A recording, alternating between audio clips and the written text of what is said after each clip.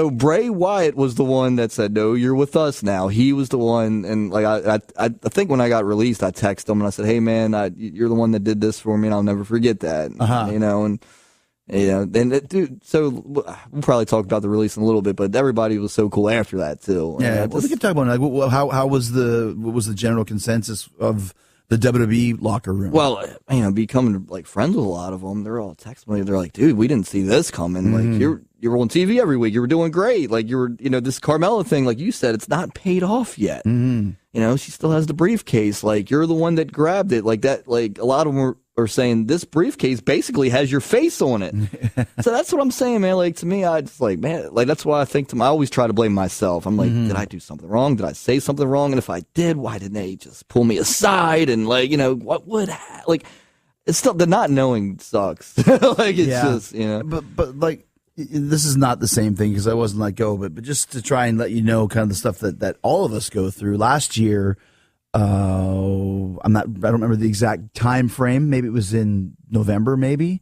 Vince said, okay, WrestleMania, it's you and Kevin Owens for the world title. You're going to win the world title at WrestleMania. Like, wow, winning the world title at WrestleMania? He goes, yeah, and then you'll lose it the next pay-per-view to Brock. I'm like, that's cool. That's a great way to like... And for me, I'd never won the title as a babyface either, ever. It's been 6 times, but always as a heel. So this was kind of like, we're not marks here, but it's a pretty cool thing. Right. I mean, let's be honest.